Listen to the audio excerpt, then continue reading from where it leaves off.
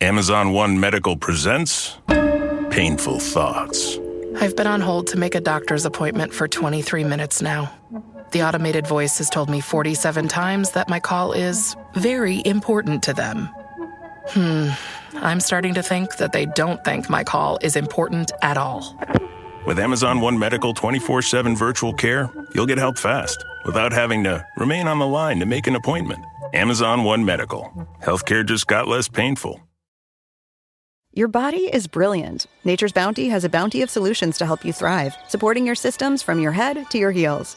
Nature's Bounty High Absorption Magnesium Glycinate supports heart, bone, nerve, and muscle health, while just one hair growth capsule a day helps grow thicker, fuller hair. Delicious new Nature's Bounty Probiotic Gummies contain prebiotics and postbiotics, supporting gut health, regularity, and immune health. Nature's Bounty. It's in your nature. Learn more at naturesbounty.com. These statements have not been evaluated by the Food and Drug Administration. These products are not intended to diagnose, treat, cure, or prevent any disease.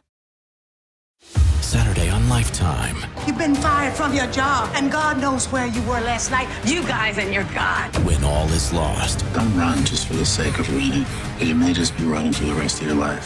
Only faith remains. I had to lose everything and finally find God. Starring Paula Patton. I am so scared. Loretta Devine, Stephen Bishop, and Keith David. I can't give up.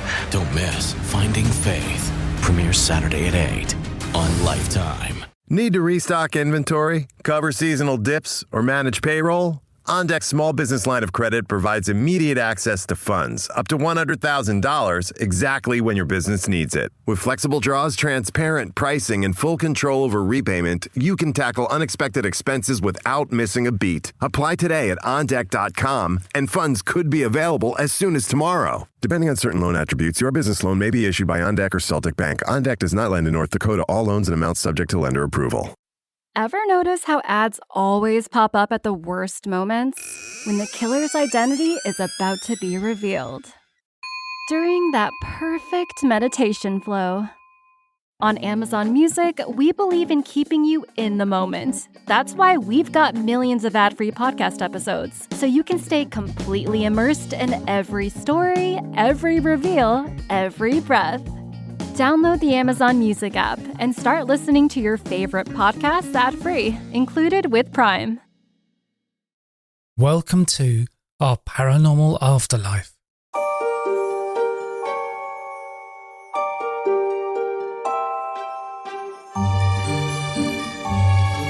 This is our paranormal afterlife, and I'm your host, Simon Bown. And you can enjoy the extended version of this episode ad-free, along with over 100 hours of extended episodes on Patreon. This week I'm talking to John Davis about his near-death experience. After dying on the operating table for 7 minutes, he returned with one of the most vivid and detailed near-death experiences I've ever heard. Hi John, thanks a lot for coming on the podcast. Hey Simon, good morning. It's so good to be here. Thanks so much for inviting me. So we're going to talk about your near-death experience, which is so detailed, it's fascinating. Could you tell us, how did it start? Sure, yeah. This happened back in 1987. And I like to tell audiences that I don't know how this happened, but God gave me, I think, the ability to remember every single detail. Even though it happened so many years ago, it seems to me it happened just like it was yesterday. I remember everything that clearly.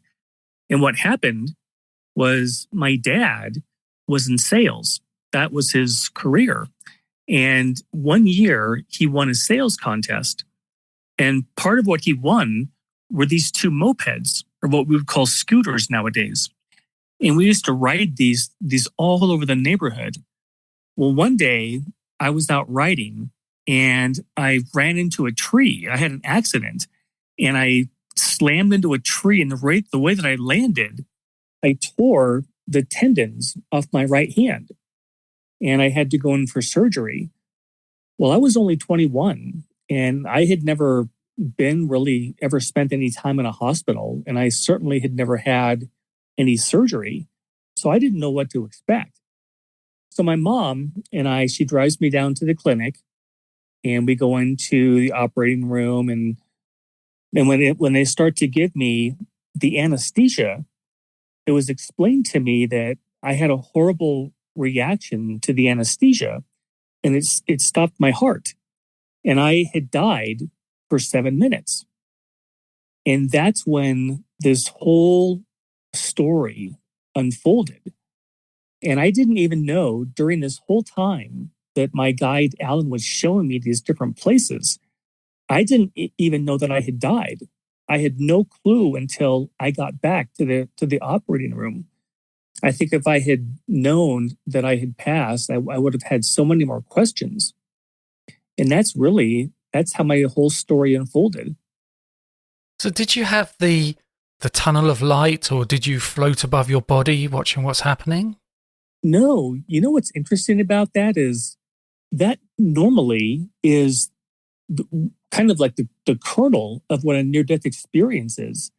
The traditional ones we've all heard about is people who get above their bodies, there's some accident, they're at a scene, or they're having surgery and they die.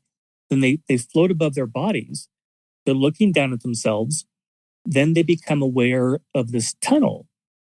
And at the end of the tunnel, there's this white light. And so they start walking down this tunnel, and they're always met by somebody, a friend, a relative, somebody who had passed before them, who tells them, it's not your time, you have to go back. So we never really understood what is on the other side of that white light. What is that light all about? Well, with my experience, what was so interesting is mine started on the other side of the white light. So on the other side of the white light is the orientation center. That's where all of us go when we finish a lifetime.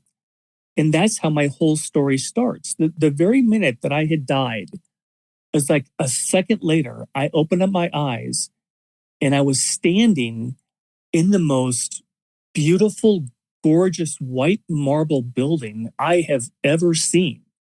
It was super, super long, this long building. It was so far, or it was so long, I couldn't see the end of it. On the right-hand side of me were all these columns, marble white columns, maybe 20 or 30 feet high. They were about 6 feet apart, all the way down as far as you could see. In the middle of this building were tables, kind of like the size of a person's average kitchen table. Again, they were made of beautiful white marble, and there were white 4 benches on each side of the table. Again, going all the way down as far as you could see, maybe 6 feet apart from each other. And at every table were sitting 2 people. Well, right about then, in my left ear, I heard, "My name is Alan. I'm your spirit guide." Well, I had no idea what a spirit guide even was. I had never heard the term before. But apparently, all of us have spirit guides who are with us during our lifetimes. So Alan starts talking to me. He's telling me everything that I'm seeing. He's telling me the building he's taking me to. He's telling me what this building is for, who the people are. And he told me that where I was inside the orientation center. And these people, there's 2 people that sit at every one of these tables, and they're called orientation counselors. Well, right to my left, I was in the same building. I looked to my left, and it looked like a solid white marble. Doorways had been cut out of solid marble, just like a door to walk into your house, a 90-degree angle door. And again, they were about 6 feet apart, and they were probably like 4 or 5 feet wide and maybe 7 feet tall, all these tunnels. And as I was looking in them, it looked like looking into space. They were completely black. And my guide said, "Look at the next tunnel." So I looked up, and the tunnel, there was a man, an elderly gentleman who was in his 80s or 90s, who had died. And he had his right hand over his chest, like he had pain. And my guide said he just passed from a heart attack. So he walks in, he comes through the tunnel, he walks into the orientation center, and the table that is closest to his tunnel, there was a woman there. She stood up, she walked over to him, she took her hands in his, and she led him back to the table, and they sat down.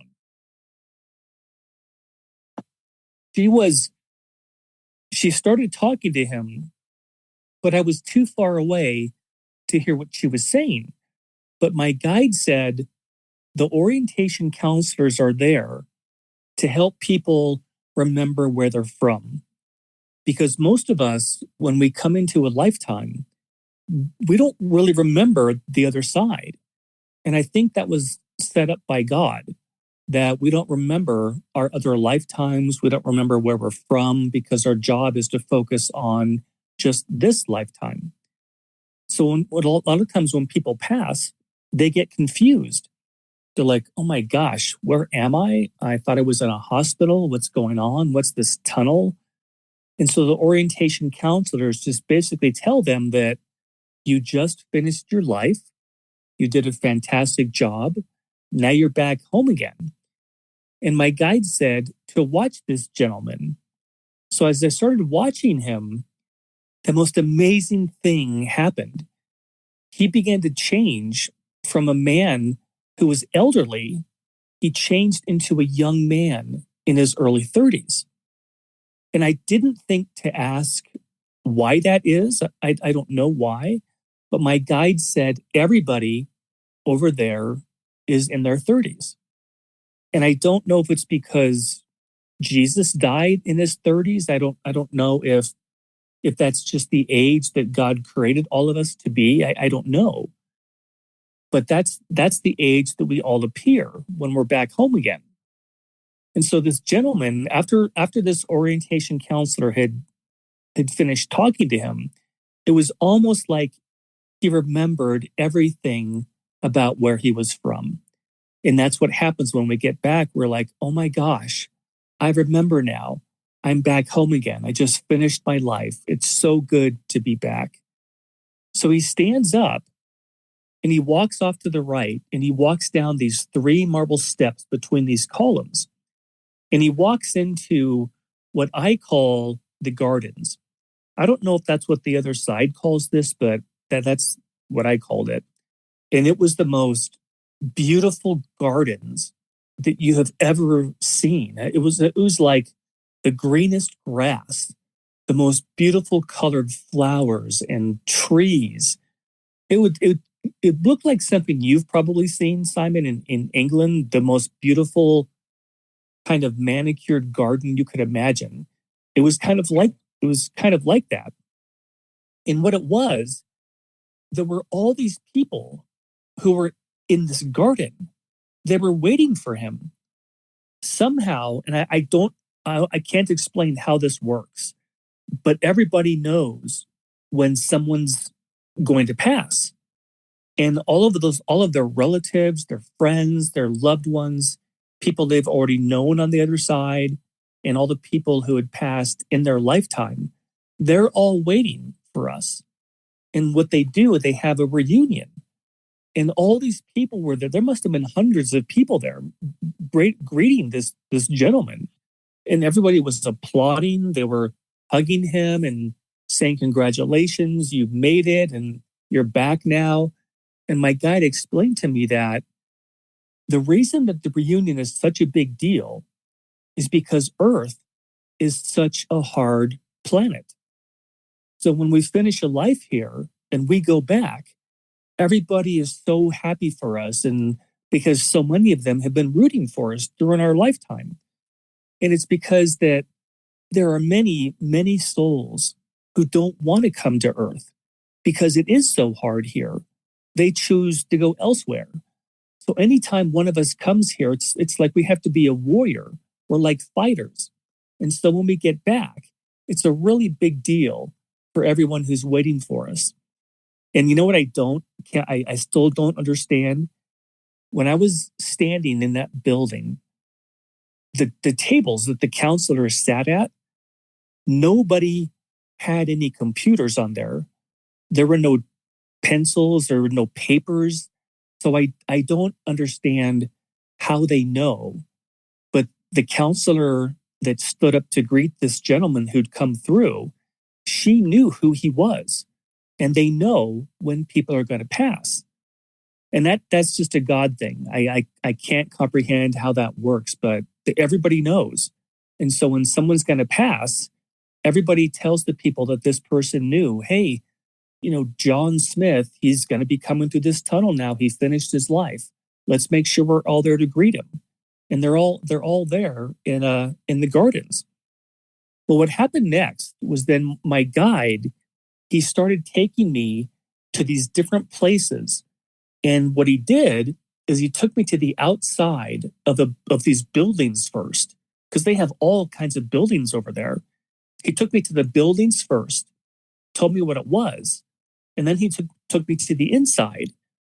And wherever I was, I don't know what part of the other side I was on or what part I was in, but there were a lot of buildings everywhere, and it was very, very busy. There were people going about all over the place. It was a very busy area. And what it felt like, have you ever been on a college campus and you've got your history building here, and you've got your English building, and you've got your science building? That's kind of what it felt like.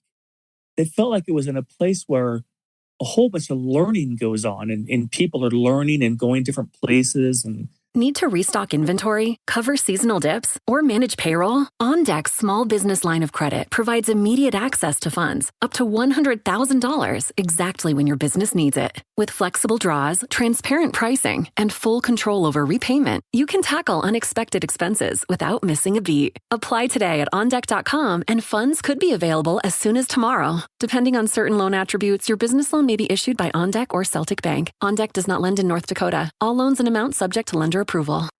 So the next place he takes me to is this long rectangular building. And again, it was made of white marble, and there were columns all along the outside of this building. So then he takes me to the inside, and he takes me into a round, what I call a round theater.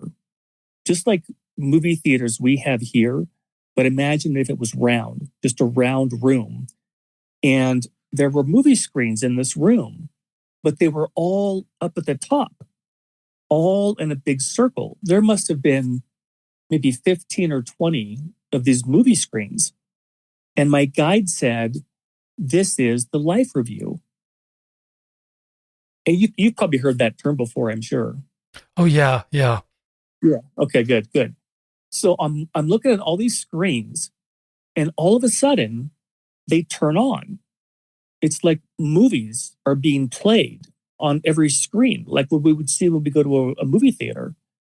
Well, what it was every one of these movie screens was playing a different episode of my lifetime. One of the screens was of me as a little toddler. Another one was me on my first day of kindergarten. And every different video was playing an aspect of my lifetime. And my guide explained to me that everybody experiences a life review. And the idea is to see how you did. How well did you do with your life? Did you do the things you wanted to accomplish?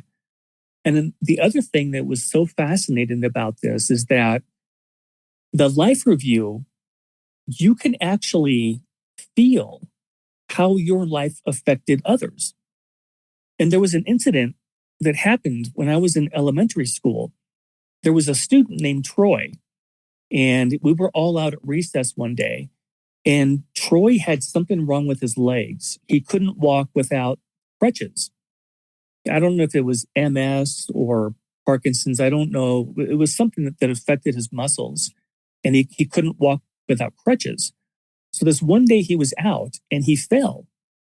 And I ran over, picked up his crutches, helped him up, helped him get settled again. And I never thought anything about that. Well, on the light, one of these screens was playing that incident. And I could feel the appreciation that Troy felt that I took the time to go over and help him. And I had never thought anything about that. I'd never thought about it ever again. But to the other side, that made a big difference. It made an impact on him. And I could feel how he felt. Well, the other thing the life review does is it also will show you anything that you did that may have hurt someone. You will actually feel what that other person felt if you hurt them. And I don't mean something that was unintentional. I mean, you will feel if you intentionally hurt somebody, you did something to them, you will feel that. And my guide explained to me that that is one of the number one ways that souls learn. When we feel what our actions made someone else feel, then we learn that. And that's how we grow. Because God never invented a hell. Hell doesn't exist. He would never toss his children away into a fiery lake for eternity. He gives every one of his children as many opportunities as they need to learn. And some people learn quicker than others. But there's no judgment. The life review, no one judges you. If anything, we judge ourselves. We see how we did. What did we learn? What do we still have to learn? And that's what that was explained to me as the life review. So the next place he takes me to, again, was another really long rectangular building, again, with marble columns all around the perimeter. So he takes me inside and he takes me to a room that looked like what we would call a modern movie theater. It's a long room with a movie screen up at the front. And he said, I'm going to show you past lifetimes. And this was something that I had a really hard time with because I was raised Catholic. My dad was very Catholic, and he used to take my sister and I to church 2 or 3 times during the week, and then also on Sundays. So I grew up in the church, and never at any point was it ever talked about that reincarnation is real, that we have more than one lifetime. So all of a sudden, the screen lights up, and there's a movie playing, but it's a movie about me. In the first lifetime he shows me is I have a man probably in his 60s or 70s. I have a shaved head.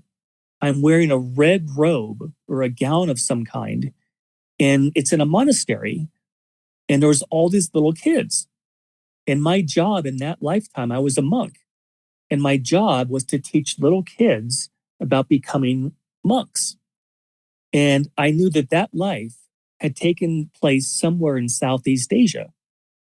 And then the screen went blank. Then it started again in the second lifetime.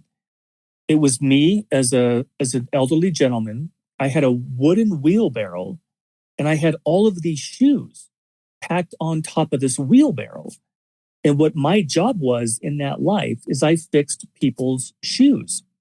So I would take them back to my shop, fix the shoes, put them back in the wheelbarrow, and then take them over to people to the village and pass them out. And that lifetime happened somewhere it was Eastern Europe. And then that one disappeared. Then the third life came up and it was me again. I was standing in a wooden boat and it was either on a lake or an ocean, really a calm day. And I had nets that I was tossing off into the water and pulling them back into the boat to try to catch fish for the village. And part of that job, I was just kind of a fisherman to help feed the village. And that life happened somewhere in the Middle East. And that was probably the hardest thing for me to realize was that we as souls have been around forever when God created us. So it makes sense that if we want to have lifetimes, We certainly can. It's totally up to the individual person, but we don't have to. Nobody makes us take a lifetime. It's all voluntarily. And on the other side, what I learned is in heaven, the other side, the afterlife, whatever people want to call it, it's an absolutely perfect, beautiful environment. There's no war, there's no disease, there's no poverty, there's no hunger, there's no ugliness, there's no violence. It's an absolutely beautiful place created by God for all of us to enjoy for eternity. But God also, I think when he created us, he gave us all as part of our spiritual DNA, this desire to always like to learn, to always love learning. And I think that's why he set up this whole system of having planets that we can come into and have lifetimes on and experience the kind of things we can't experience on the other side. And one of the things that makes people grow is when we have to go through something difficult. Well, on the other side, there is nothing like that. There's no conflict. There's no challenge. We still learn. But when you come to a world like Earth, you actually have experiential learning and you learn through the hard times. And that's one of the primary reasons that we come here. So that was the past life building. And we can have as many lifetimes as we want or as few as we want. It's just completely up to the individual soul. So then the next place he takes me to is another gigantic building. And this one was round. It was a round building and it had white columns all around the circumference. And it had a huge, big dome on top. And there's a building in Rome, and I don't remember what it's called. Can't remember what it's called, but it looked kind of like that, like this big, huge domed building. And this is the building that we go to when we plan a lifetime. I don't know why, but that's just where we all tend to go. And our guide goes with us. Every time we come into a life, we have somebody like a guide who works with us that helps us plan what we're going to accomplish and how we want to accomplish and the experiences we need to have to learn what we want to learn. So he takes me in this building and he walks me up to a marble table. And there was a scroll sitting on top of this table. And it looked like the kind of scroll that you would see in Egypt that had, it looked like papyrus paper. It was brown, kind of old looking, and it was sitting on the table with a blue ribbon around it. And my guide said, all of our lives are planned. There are no accidents. And he was telling me that we write down on these scrolls all the major elements of our lifetime, what we want to accomplish. So I picked up the scroll and it had a blue ribbon around it. And I took off this blue ribbon and I unfolded the scroll on the table and I folded it out. And I could see immediately that it was written in black lettering. And it looked like the kind of writing that we call calligraphy. It looked like when you would take that pen, dip it in the ink, and then write it out. That's what it looked like. And I realized that everything that we plan for, we write out ahead of time. Who our parents are going to be, what country are we going to live in, what language are we going to learn, are we going to go to university, what kind of career are we going to pursue, are we going to have kids? All these different things go into a lifetime. Well, as I went to try to read what I had written, the scroll folded back up again. And I wasn't able to read anything that I had written. And I think the reason was because if I had known ahead of time what I had chosen to learn in this life, I may have done something differently so I wouldn't have learned that lesson. But my guide wanted me to tell people that our lives aren't accidents. They're actually really planned ahead of time.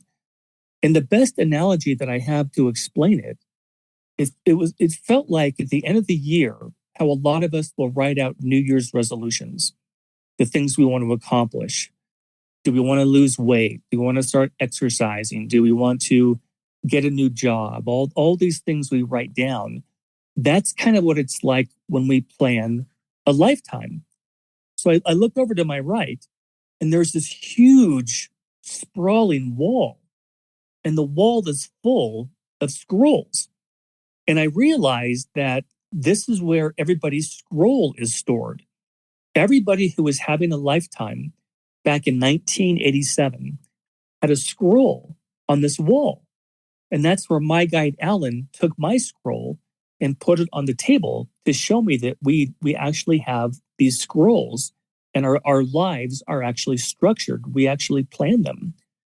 But I looked over to my left, and there was this gigantic window, and there was a walkway outside the window. And there were all these people. This is the first time during my NDE that I saw anybody else. And there were all these people walking back and forth. It was like, it looked like when you go to a big city and it's lunchtime and everybody comes out and they start walking around, going to restaurants, or it's just people everywhere. And people wear the same stuff we wear, but a lot of them like to wear gowns or robes or tunics of some kind, but other people like to wear jeans and a t-shirt, and they look just like we do, but their bodies are more perfect than ours. Their bodies don't age, they don't get sick, they don't have pain, they don't get injured. They're just perfect bodies. Well, on the other side of this walkway, there was a lake, and to this day, I have never seen anything here on earth that looked as beautiful as this lake. It was round. It was a round lake. And all around this lake were these weeping willow trees. I don't know if you've ever seen weeping willow trees, but they're the ones that have all their leaves. They come over the tree and they hang down. And in around or on top of the water, all of these weeping willow tree leaves were floating on the surface of the lake. And it was absolutely gorgeous. And that's when Alan said to me, everything you like to do here on earth, you can also do on the other side, because they have oceans and lakes and rivers and mountains just like we have here. And anything you love to do, you can do. Like if you love to write, you can still write. If you love to take classes, you can take classes and go to lectures. If you like music, you can go to music festivals. The other side is, it's an absolute paradise. And people seem to have, I don't want to say like jobs, like we have jobs here where we have to go to work to pay bills, you have to earn a living. But it's not like that over there. On the other side, everybody seems to have the things that they love to do. And I think that's because God created all of us with unique gifts. And on the other side, we can pursue those gifts as much as we want. Like the orientation counselors, that was their job. They loved being counselors and helping people, come back from having a lifetime. So then, where I'm still in this big round building, and he takes me to another area. He takes me to an area where there's a gigantic it looked like a gigantic library, with all these books on bookshelves, but every single one of the books were the same. They looked like Encyclopedia Britannicas. They all had the same color. They were kind of like maroon color or purplish kind of a color. And he walked me up to them, and every single book had a name on it, and it was written in gold letters. And the names didn't go across. They weren't horizontal. The names went down vertical on the binding. And the one that he took me to, the book said Nina, Nina. He said, Nina is my soulmate. And he said, everybody, when God created all of us, he created all of us with a perfect mate. And that mate is with us for eternity. on the other side.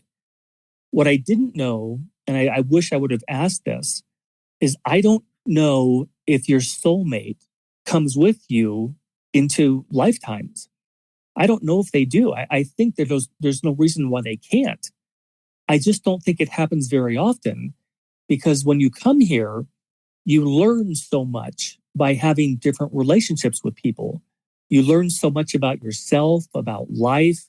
And if you always had a perfect mate with you, you may not have anything to work through or anything to learn from. So he wanted me to tell people that if you don't find somebody in your lifetime, that may not be what you chose. You may not have chosen to find somebody in this life, but that person, that special person, is there for us on the other side for eternity. And I thought that was just so nice to know that. So that was the building with the big round dome on it. The next place he took me to, I think, is my favorite. It's my absolute favorite part of my whole NDE. So he takes me to this building, and this one was different. It wasn't marble. It didn't have any columns. It looked like it was made out of metal, this glistening kind of metal. And it looked like a stadium, like a sports stadium where we would go watch soccer or football, just this huge, big stadium. So he takes me inside, and the first thing I noticed is that all the lights were on. It was super bright in this building, and there were thousands of chairs here, and the roof was round. And what I realized, I was in a planetarium. Remember when you were a kid and you took field trips and they took you to the planetariums? Yeah, we did that. We had a great one in London. Hi, this is Simon. Do you have a fascination with reincarnation? And would you like to know about your past lives? I have a diploma in clinical hypnotherapy, and I conduct past life regression sessions over Zoom. If you'd like to find out how a session works for you, you can book a free 20-minute consultation on my website. That's at pastliveshypnosis.co.uk. The link is in the show notes. That's exactly what this was. It was a planetarium. And so there was a gentleman behind me, and I don't know why I never turned around to see who he was. But he started talking to me, and he said, "Let's begin." So all of a sudden the lights go off and it's pitch black. So I sit down, and he said, "When you look at the stars, this is what you see." And what he was talking about was everybody on Earth back in 1987, at their level of knowledge, this is what they know about the galaxies. And all of a sudden, different planets started showing up. Earth, then our sun, then Mercury, Venus, Mars, Saturn, Uranus, all of our planets in our solar system showed up. And then they disappeared. And then he said, when we look at the stars, this is what we see. And all of a sudden, planet after planet after planet showed up. First, there were dozens, then hundreds, then thousands and millions of planets. And he said, there is far more life in the universe than you can possibly imagine. And I think my guide took me there to tell me two things. The first, to let me know that Earth is not the only inhabited planet in the universe. And secondly, he wanted me to know that Earth is also not the only place where you can have a lifetime. There are virtually endless other worlds that we can have lifetimes on.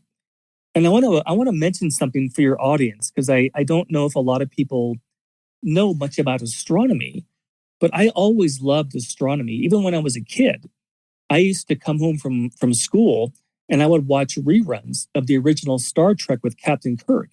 So I always loved science fiction.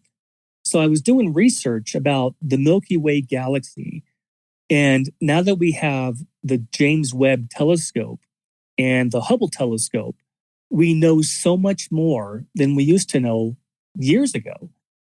They estimate that the Milky Way galaxy, just our galaxy alone, has 100 billion planets in it with 400 billion stars.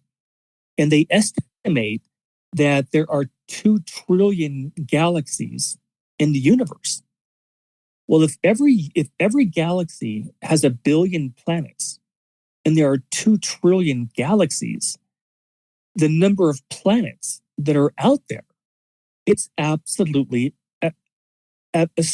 strong. I mean, I can't even comprehend that, how large that is. So for eternity, we could spend all of eternity having lifetimes on different worlds in different planets. And I just find that so fascinating and so interesting. I can't wait to get back to really know all the different places we can go. And that was the part of my Indy I think was my most favorite. The next place he took me to looked another gigantic. This was the largest one of all. This next building was the largest building that I saw. It was so long. Again, I couldn't see the end of it, but it didn't have any columns on the sides. It had columns in the front. And have you ever seen the United States Supreme Court building? You probably have. Yeah, maybe. Over in the UK, we probably wouldn't get that image over here so much. Oh, yeah. That's probably true. You probably have something like this over there. It's a building that has the white marble columns out front and all these steps leading up to it. And again, it looked like it was made out of marble. So we walk in, and immediately I realized this is a library because there's bookshelves everywhere. And there were all these people. Some people were visiting with other people. Some people were studying at tables. Other people were looking for books. And my guide said, everything you ever wanted to know can be found in this library. So he takes me over to the left side of this building. And as I get closer, I realize that on the left-hand side are study rooms, just like what we would call library study rooms today. And we walk in, and he takes me to this room where there was a woman sitting there. She had her back to me. She was sitting on a couch. She had jet black, dark hair down to her waist, and she was wearing kind of like a purple, maroon kind of tunic. And she was watching something. And at the time, it looked to me like she was watching a television, but the television was mounted on the wall. And we would call it today that it was a flat screen television. Well, back in 1987, when I was having this experience, we didn't have TVs like that. Television sets were these huge, clunky types of machines that you couldn't put on a wall. But it looked like what she was watching was like a 50 or a 60-inch flat screen television. And so my guide said, get closer to see what she's watching. So I get closer, and she's watching a battle of Native Americans on horseback fighting against the United States cavalry on horseback. It's a battle. And I thought she was just watching a movie. But my guide said, it's not a movie. She's watching actual history. So I realized that she was watching a battle that had taken place 200 years ago here in the United States between Native American Indian tribes and the United States cavalry. And I thought, I didn't tell him this. I just thought in my mind, how is that possible? Because we didn't have movie cameras back then, or how could this possibly be recorded? And my guide, Alan, heard that thought. And he said to me, everything gets recorded. And I don't understand how that works. How is that possible? But anything you want to learn about that has ever happened on the history of Earth, you can go to these study rooms and you can watch videos of what actually happened in Earth's history. And I thought that was extraordinary because I have always loved history. I'm a huge history fan. And one of the things I want to do when I get back is I want to go to one of these rooms and I want to watch what it was like for those men back in June of 1944 when they invaded Normandy. And I just want to see what that was like. That was such an extraordinary event in history that I can't wait to get back to learn about that.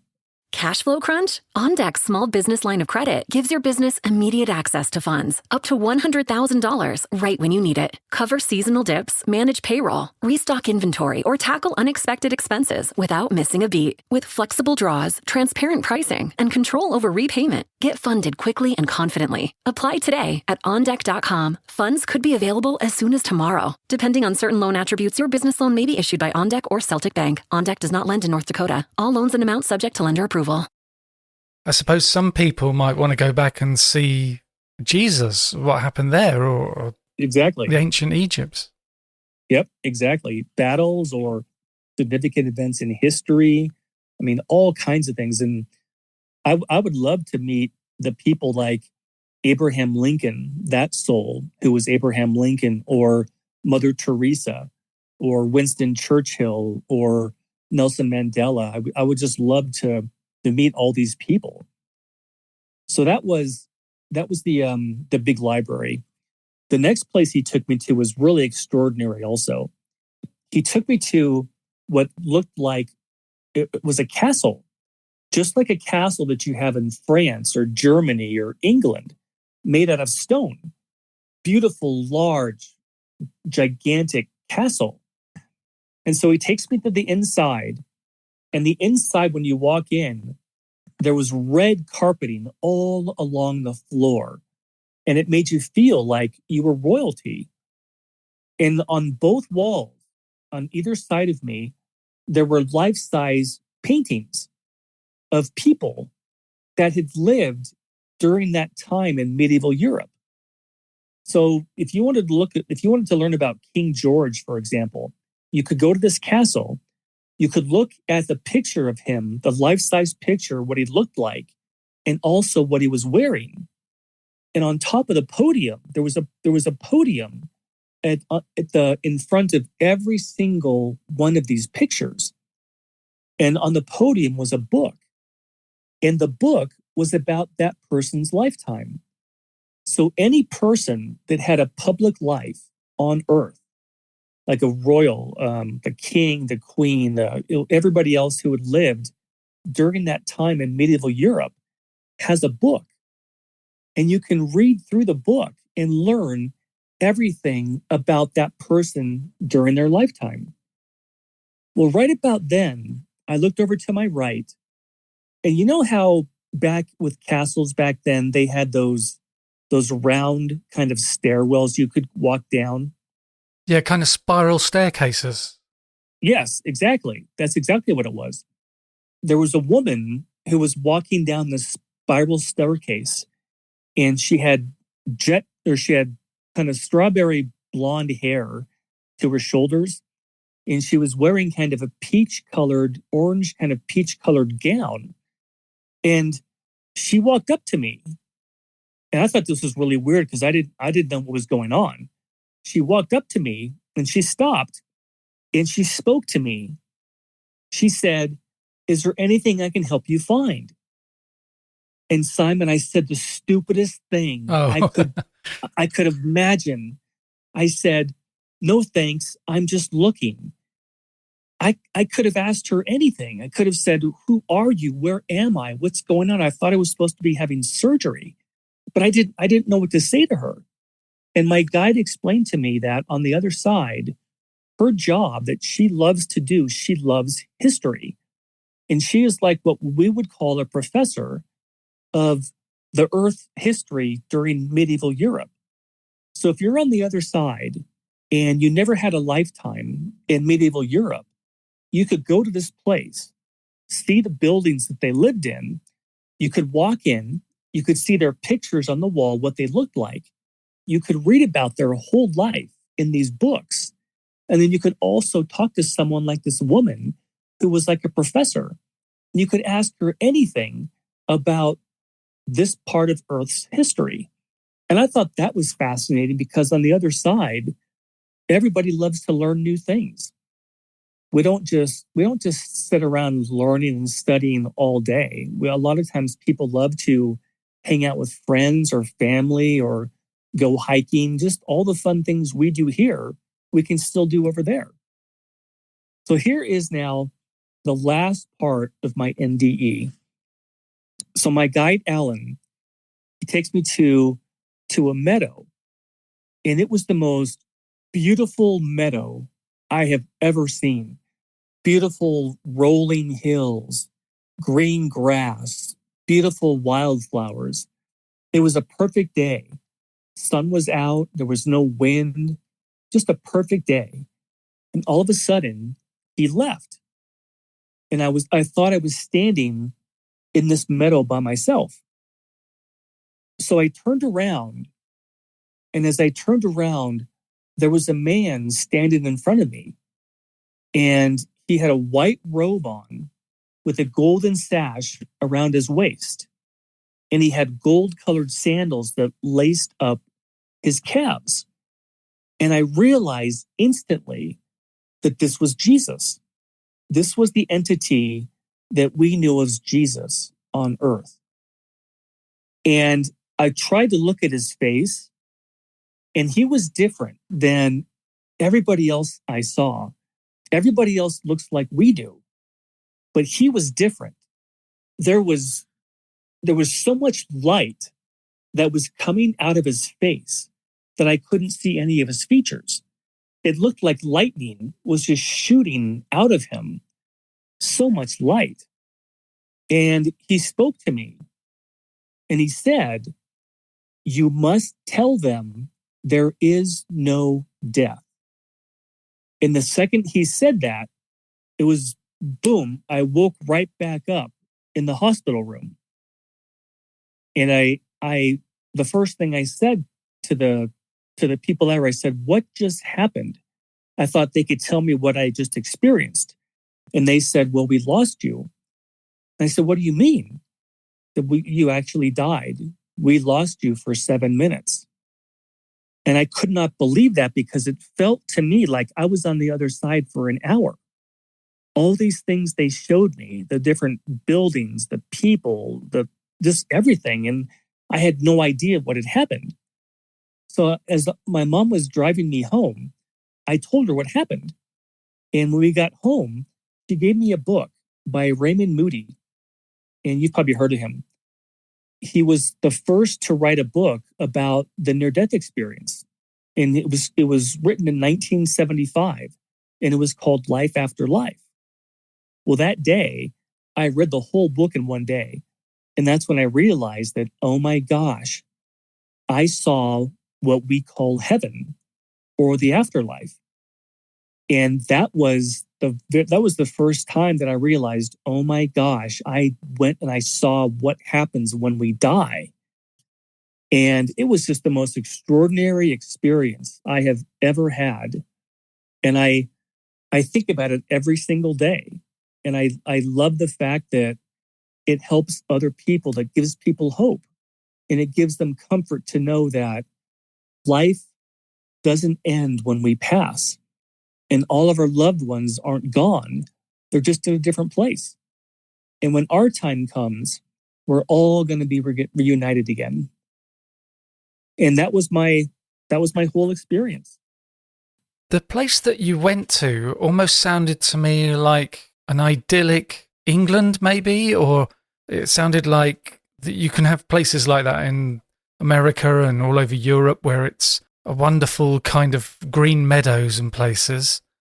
Oh, yeah. And that was the place you went to. But I wonder if there was somebody, say, in Saudi Arabia who went to their heaven, it would look like Saudi Arabia. It wouldn't have all the green meadows.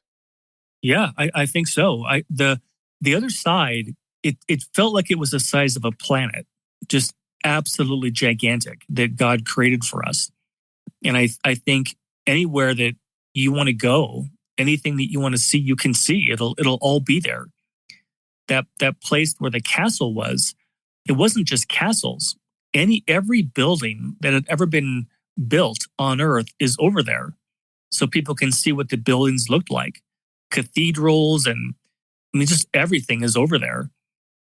And the Jesus that you met in that place, do you feel that's the Jesus you were taught about when you were young? That it's just exactly the guy that's in the Bible? Or do you think the Bible hasn't quite got it right? I don't know for sure, but I can tell you this.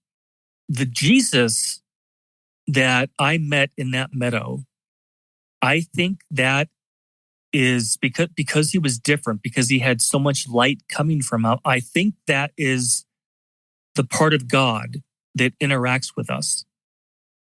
So I think Jesus is the part of God that you can actually go talk to, visit with, walk on the beach with. And it's the same soul that had his life as Jesus when he was here.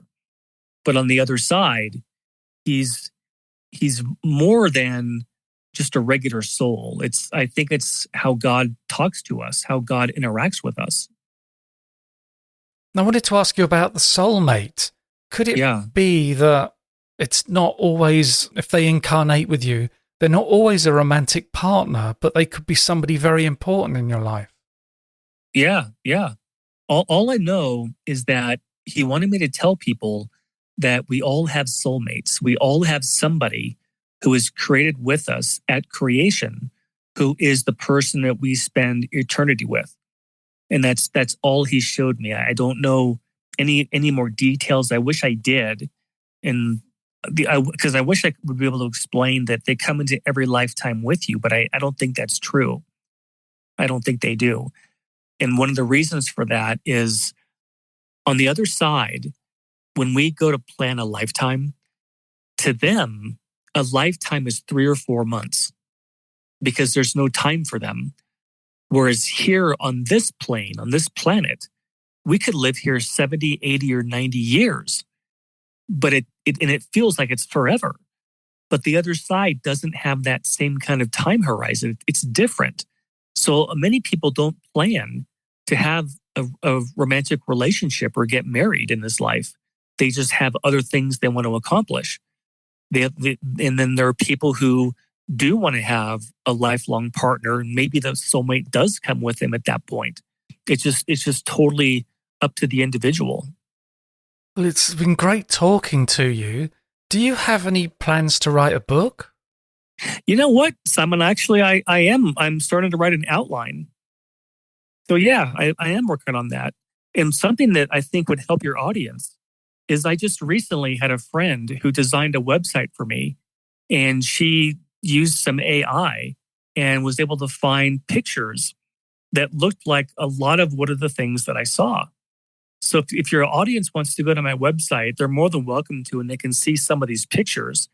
And my website is johnjdavisnde.com. And if anybody has any questions or wants to talk or reach out to me, they can reach me by email. And my email is johnjdavis65@icloud.com. Well, that's fantastic. Thanks a lot for coming on the podcast. Well, I am so thankful that you invited me. I know that you're doing important work. It's making a difference in the world, and I am just proud to be a part of it. So thank you so much. Thanks a lot. This week, I was talking to John Davis about his near-death experience. A great way to support the podcast is to join Patreon, where you'll get access to the extended episodes. The Patreon episodes are ad-free and are released 2 days before the free versions, and you can sign up for a 7-day free trial. You can become a patron by going to patreon.com/Our Paranormal Afterlife, or click on the Patreon button on my homepage at pastliveshypnosis.co.uk. The links are in the show notes. And my book on verified near-death experiences is on Amazon, and you can get it on paperback, audiobook, and Kindle. And if you enjoy the podcast, please leave a review and be sure to subscribe on Apple Podcasts, Spotify, or via your favourite podcast app to make sure that you don't miss out on any episodes. And thanks for listening.